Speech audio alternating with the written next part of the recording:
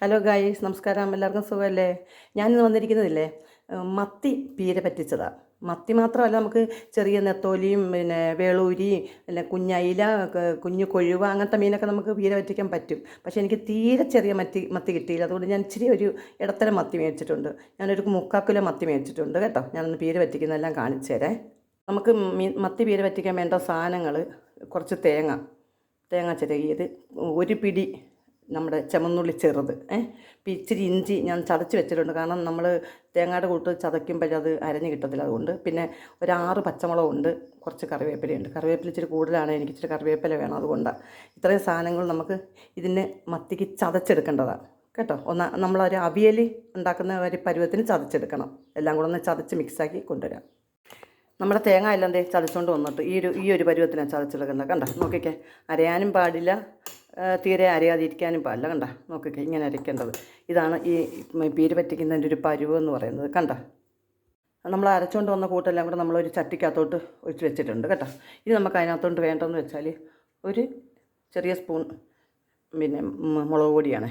ഒരു കളറൊന്ന് ചെറുതായിട്ട് കളറൊന്ന് മാറാൻ വേണ്ടിയിട്ട് മാത്രമാണ്. അല്ലെങ്കിൽ പച്ച കളറെല്ലാം സാധാരണ വെക്കാറ്, എന്നാലും ഇച്ചിരി ഒന്ന് കളർ മാറിയെടുക്കാം. ഇച്ചിരി മല്ലിപ്പൊടി ഇച്ചിരി മതി.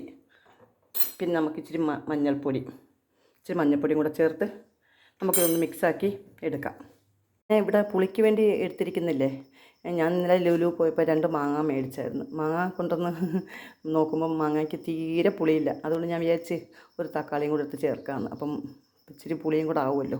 പിന്നെ ഇത് കണ്ട, ഈ മാങ്ങാണ്ടി കണ്ട, നമ്മൾ മാങ്ങ പുളി കഴിയുമ്പം നല്ല വിളഞ്ഞ മാങ്ങാണ്ടി ആണെങ്കിലല്ലേ, എൻ്റെ അമ്മയുടെ റെസിപ്പിയാണ്. എൻ്റെ അമ്മ ചെയ്യുന്ന കണ്ടാൽ ഞാനിത് പഠിച്ചത്. എൻ്റെ ഗ്രാൻഡമ്മയൊക്കെ ചെയ്യുന്ന ഈ മാങ്ങാണ്ടി ഇല്ലേ, നമ്മൾ ആ കറിക്കകത്തോട്ട് അങ്ങിടും.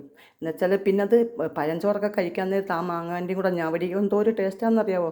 മാങ്ങാണ്ടിക്ക് വീട്ടിൽ അടിയായിരിക്കും പിള്ളേർ ഈ മാങ്ങാണ്ടിക്ക് വേണ്ടിയിട്ട്. അതുകൊണ്ട് ആ മാങ്ങാണ്ടിയും കൂടെ ഞാൻ അങ്ങിടാൻ പോവാം കേട്ടോ. നമുക്കിതൊന്ന് കലക്കി അടുപ്പയിലിട്ട് വെക്കാം. അതിനനുസരിച്ചിരിക്കുന്ന മാങ്ങായും തക്കാളിയും എല്ലാം കൂടെ നമുക്ക് ഇട്ട് കൊടുക്കാം.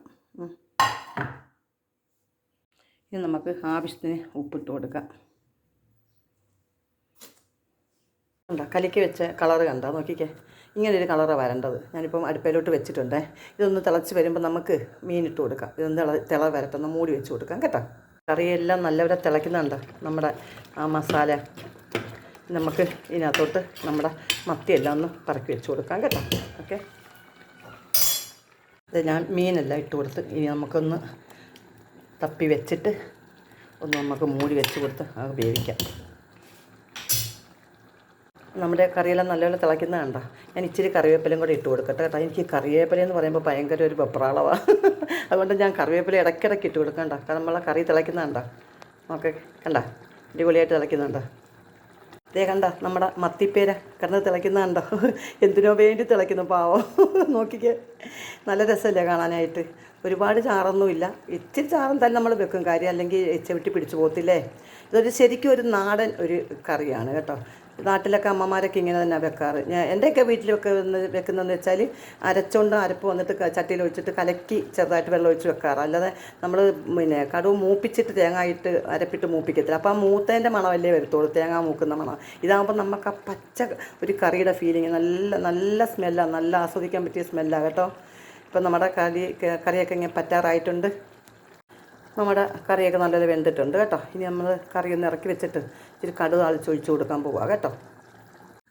കടുക് താളിക്കാനായിട്ട് ഞാൻ എടുത്തിരിക്കുന്നതില്ലേ, ഒരു 3 വറ്റൽമുളകും കുറച്ച് കറിവേപ്പിലയും. ഞാൻ സവാളയാണ് ചെറുതായിട്ട് അരിഞ്ഞിരിക്കുന്നത്. കാരണം സവാള ഇനി മൂത്ത് വരുമ്പോൾ വേറൊരു സ്മെല്ല് കിട്ടും നമുക്ക്. നമ്മൾ ഓൾറെഡി കുറേ ചെറിയ ഉള്ളി ചതച്ചുള്ളത് കൊണ്ട് നമ്മൾ സവാള എത്തുന്നേ ഉള്ളൂ. കുറച്ച് കടുകും കൂടെ മാത്രം മതി. നമ്മളെ കറിയെല്ലാം താളിച്ചൊഴിച്ച് കഴിഞ്ഞ് നോക്കിക്കേ, നല്ല അടിപൊളിയായിട്ടിരിക്കുന്നുണ്ടല്ലേ. എന്താ പറ്റിയിരിക്കുക കണ്ട, നമ്മുടെ ആ മാങ്ങാണ്ടിയൊക്കെ മേളിൽ കാണുന്നുണ്ടോ. നല്ലപോലെ അടിപൊളിയായിട്ട് മാങ്ങാണ്ടി നല്ലപോലെ വെന്തിട്ടിരിക്കുന്നുണ്ട്. നാളെ പഴഞ്ചോറ് കഴിക്കാൻ സൂപ്പർ കേട്ടോ. അപ്പോൾ എല്ലാവരും ഒരു കാര്യം ചെയ്തു, കപ്പയും ചോറും കഴിക്കാം, വന്നോളൂ. ഇതിൻ്റെ കൂടെ നല്ല ടേസ്റ്റായിട്ട് കഴിക്കാൻ പറ്റുന്ന കപ്പയും ചോറും കൂടെ കേട്ടോ. പെരട്ടി അങ്ങോട്ട് കഴിക്കാൻ നല്ല ടേസ്റ്റായേ കേട്ടോ. എല്ലാവരും വന്നാൽ തരാം. പിന്നെ കുറേ നാൾ കൊണ്ട് ഞങ്ങളുടെ ലിജോമോൾ പറയുന്നുണ്ട്, ആൻറ്റി മീൻ പറ്റിക്കുക, ആൻറ്റി പറ്റിക്കുന്നു. അവൾ പറ്റിക്കെന്ന് പറഞ്ഞ് ഞാനങ്ങ് പറ്റിക്കപ്പെട്ട്. അതുകൊണ്ട് ഇന്ന് ഞങ്ങളങ്ങ് മീൻ പറ്റിച്ചു. അപ്പം നിങ്ങളെല്ലാവരും കണ്ടല്ലോ, എല്ലാവർക്കും ഇഷ്ടപ്പെട്ടല്ലോ.